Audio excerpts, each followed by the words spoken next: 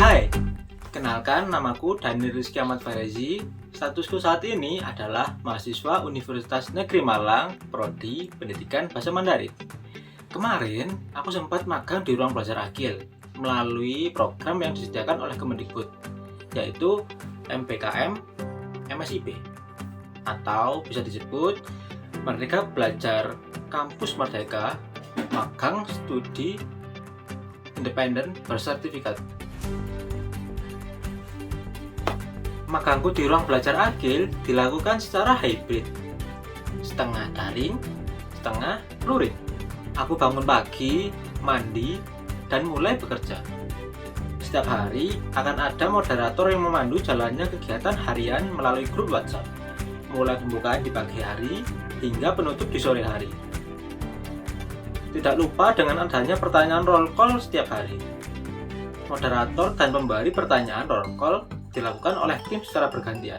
Kegiatanku di RPA mulai dari Senin sampai Sabtu. Untuk hari Minggunya libur dan aku gunakan untuk istirahat sebaik mungkin. Ya, bisa dikatakan hibernasi harian. Kemudian aku memberikan laporan rencana kegiatan harian melalui grup WhatsApp. Di ruang belajar Agil, kegiatan hariannya ditentukan oleh diri sendiri ingin mencapai apa di hari itu. Di sini, jobdesk utamaku adalah sebagai produser buku suara, sekaligus pemanfaatan produknya. Nah, buku suara itu apa sih? Simpelnya, buku suara itu adalah buku yang dinarasikan, kemudian dialih mediakan menjadi audio. Produksi buku suara yang aku lakukan tidak dilakukan secara mandiri saja, mulai dari memilih buku, menuturkan buku, dan juga menyunting.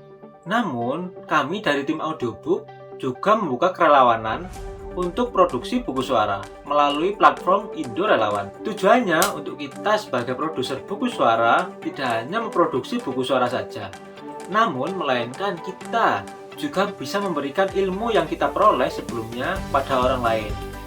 Dan juga kita bisa mengajak orang-orang masyarakat sekitar untuk bisa membantu membuat media pembelajaran bagi anak-anak. Nah, disitulah tantangan yang akan aku lakukan sebenarnya. Dari sini, aku mendapat tanggung jawab sebagai ketua proyek produksi buku suara untuk anak-anak batch 1 periode 1 April sampai 30 April. Aku mulai perencanaan, manajemen tugas, monitoring, dan juga evaluasi. Setiap hari Selasa akan ada diskusi rutin dengan tim dan mentor mengenai progres setiap penanggung jawab. Dari situ akan ada tinjauan-tinjauan yang akan diberikan oleh mentor. Memangnya apa yang dilakukan relawan selama sebulan itu? Ada 3 kegiatan utama yang dilakukan relawan. Yang pertama itu ada onboarding. Kemudian yang kedua ada produksi. Dan yang ketiga ada take off. Yang pertama onboarding itu isinya adalah pembekalan mandiri. Kemudian ada pelatihan dari narasumber ahli mengenai cara memilih buku, menuturkan buku, dan penyuntingan. Kegiatan utama yang kedua yaitu produksi. Di sini akan ada 2 divisi, yaitu divisi penutur dan divisi penyunting. Divisi penutur dimulai dari memilih buku sampai menuturkan buku. Kemudian, buku-buku tersebut akan menjadi rekaman dan akan disunting oleh divisi penyunting. Untuk divisi menyunting nanti akan memilih background, sound effect, dan juga memulai menyunting. Kegiatan yang terakhir atau yang ketiga yaitu take off relawan. Di sini take off untuk pelepasan relawan yang dilakukan secara sesi langsung.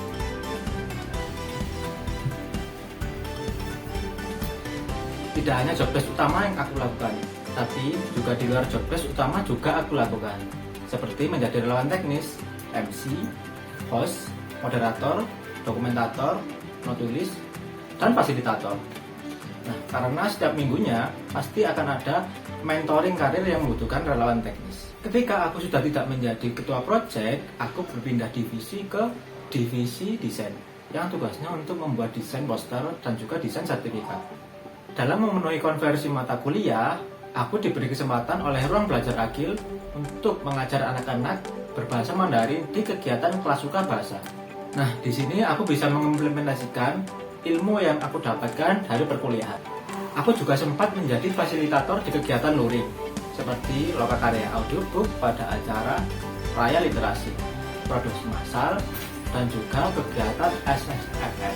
Dalam mengikuti kegiatan luring, aku pertama kalinya mengunjungi RPA. Di sana aku disambut dengan baik. Orang-orang di sana juga ramah dan juga mudah diajak bicara.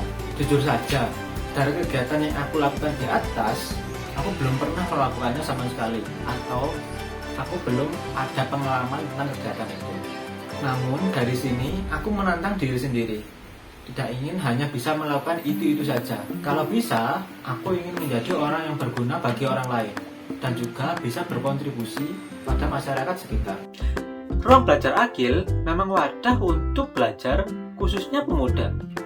Dari kegiatan-kegiatanku yang aku lakukan tadi, aku mendapatkan banyak sekali insight, skill, dan juga pengalaman-pengalaman yang tidak akan aku dapatkan ketika aku belajar di perkuliahan.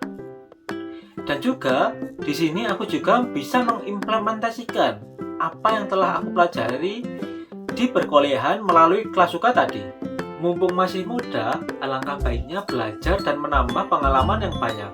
Tapi, tidak perlu mencoba semua hal untuk menambahkan pengalaman. Yang terpenting, kita menambah pengalaman untuk pribadi atau mencoba satu hal saja secara maksimal. Aku beruntung banget bisa magang di Ruang Belajar Agil. Aku merasa magang di Ruang Belajar Agil merupakan persimpangan di jalan hidupku. Jika aku tidak magang di Ruang Belajar Agil, mungkin aku tidak akan bisa menjadi pribadi yang lebih baik seperti sekarang. Melalui magang di Ruang Belajar Agil, pastinya kamu akan mendapatkan pengalaman dan pengetahuan baru, koneksi baru dengan banyak orang, mengasah soft skill dan hard skill,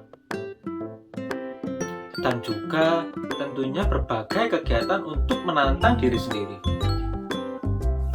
Baiklah, aku Daniel pamit undur diri dulu. Sekian dan terima kasih.